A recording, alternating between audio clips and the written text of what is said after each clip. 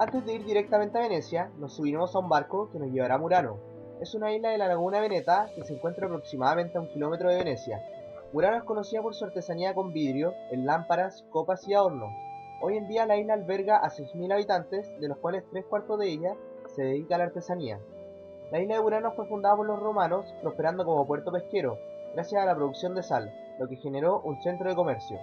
Desde 1921, los cristaleros de Venecia se vieron forzados a mudarse a Murano debido al riesgo de incendios, lo que provocó que en el siglo siguiente la isla ganara fama por sus exportaciones de artesanía en vidrio.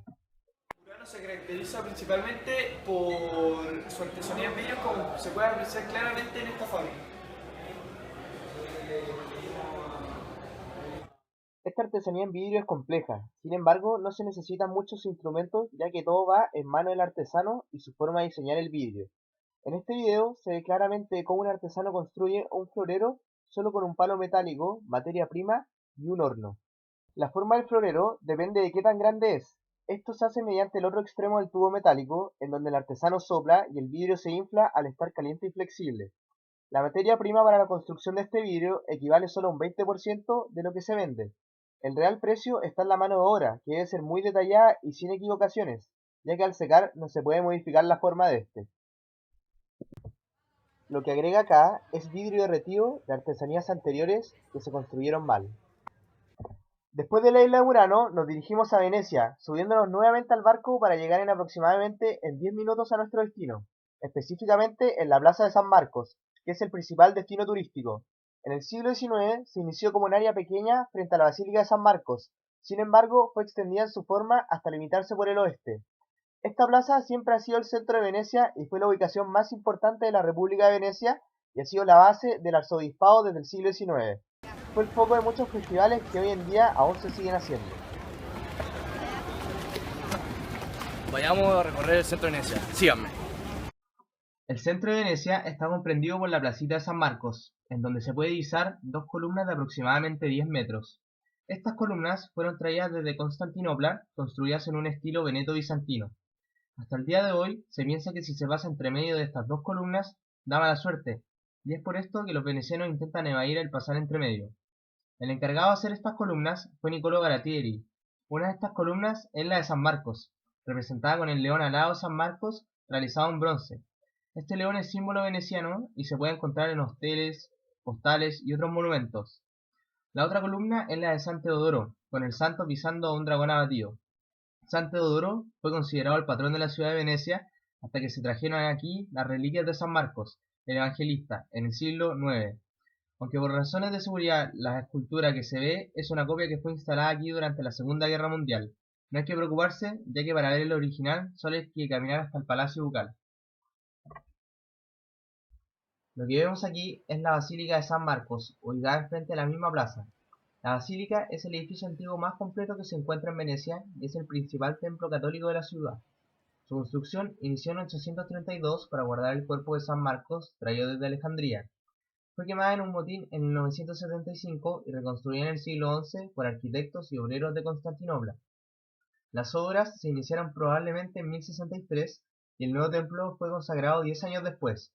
En el siglo XIII se le añade un nártex cubierto con cúpulas más pequeñas que envuelve el brazo inferior de la cruz. Fue modificada también en los siglos XV y XVII. Una ley de República Veneciana imponía como tributo que los mercaderes afortunados después de hacer negocios provechosos hicieran un regalo para embellecer San Marcos, de ahí la variedad de estilos y materiales.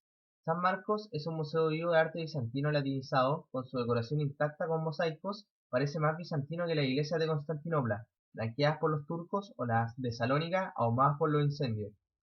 Tiene planta de cruz griega, 5 cúpulas y decoración en mármol y mosaicos. La fachada presenta nichos profundos de influencia occidental, decorados con columnas y con mosaicos de oro del siglo XII. Los 4 caballos de San Marcos representan la fuerza estatal. Lo que vemos acá no es un pozo como pensaría la mayoría de las personas, sino que es una cisterna, que hoy en día se encuentra cerrada, pero antiguamente se ocupaba abierta. ¿Pero cómo se ocupaba? Bueno, aquí, cuando estaba abierto, caía la lluvia y la ocupaban como agua potable, debido a que en Venecia el agua potable no existía. Pero esto duró solo hasta el siglo XIX, debido a que ahí se creó un acueducto que traía todo el agua potable para la ciudad. En Venecia llegó a contarse hasta 6.000 de estos fundamentales elementos para garantizar la subsistencia de la ciudad. Algunos cronistas habían dicho hace ya varios siglos que Venecia es una ciudad en el agua, pero sin agua. Los pozos en Venecia respondían a una realidad doble. Por un lado, el pozo natural o artesano, que casi solo encontraba en los lidos, y por otro, el que aprovechaba mediante un buen trabajo de ingeniería el método propio de la cisterna. Todo un sistema de filtrado de las aguas fluviales garantizaba un agua de aceptable calidad. Hoy en día, el agua llega de la terraferma por una gran canalización de aguas públicas por el Ponte de la Libertad, el mismo puente que atrae el tráfico rodado y el tren hasta Venecia. El paso a tener agua corriente canalizada comenzó a finales del siglo XIX, y ello fue dejando a los pozos como menos elementos decorativos, desprovistos ya de ninguna utilidad práctica. La parte sobresaliente del pozo, el brocal, ha dado una cantidad muy grande de pozos de gran valor artístico y estético. Algunos, como el del patio interior del Palacio Ducal, son de bronce, otros de diferentes tipos de piedra labrada. En todos los casos se encuentran cerrados con una tapa bien asegurada, formando parte de su estética.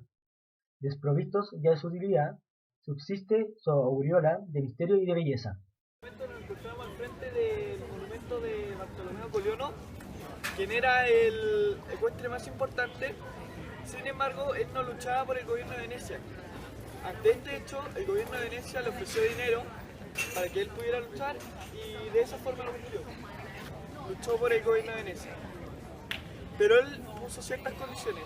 Entre ellas se encontraba que construir un monumento al frente de San Marcos. Esa condición no fue cumplida en su totalidad, ya que fue construida no al frente de San Marcos, sino al frente de un monumento de San Marcos. Y él, además de eso, escribió un testamento que decía que donaría millones de euros para construir este monumento. Al lado se encuentra el monumento de Bartolomeo Coliono, y ahora se preguntarán qué es lo que se encuentra a mis espaldas. A mi espalda se encuentra lo que en la actualidad es un hospital, pero en la antigüedad era una cofradía que pertenecía a los laicos. Los laicos eran una organización de personas con el objetivo de ayudar a las personas con enfermedades o casos de emergencia de tipo salud. Ahora vamos camino hacia el Puente de los Suspiros, pero también cabe mencionar que acá en Venecia tienen su propio idioma, que es el veneciano. Si nos fijamos acá arriba de un cartel que está escrito en veneciano y no en italiano como uno pensaría. Bueno, lo que encontramos acá es una iglesia construida por un obispo que tuvo un sueño de una mujer que le puso el nombre acá, Santa María Hermosa, que es el nombre de esta plaza, y ella le decía que construyera esta iglesia, y es por eso que está acá construida. Bueno, a lo largo de esta plaza se ve que es amplia, y acá se juntaban las personas a bailar, y también ponían unos toros que tenían que inmovilizar. Y cuando lo inmovilizaban, llegaba un carnicero con un cuchillo gigante, y le cortaban la cabeza y se lo comían entre todos los invitados. Y después de eso, seguían bailando. Bueno, Venecia tiene dos características importantes. La primera, ustedes la pueden ver acá, los pasillos son muy estrechos. Esto se debe a que en Venecia hay una falta de espacio, es por eso que los edificios se construían uno al lado del otro. La otra característica, ustedes la pueden ver acá, que son los canales en donde las góndolas transitan, y el recorrido es, si ustedes lo pueden ver, van entre medio de los edificios.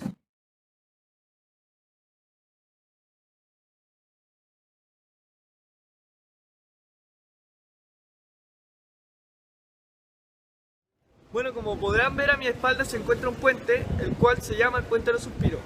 Su nombre es ya que al lado izquierdo se encontraba el jurado, y desde el jurado iban los condenados presos al lado derecho y suspiraban por ese hecho.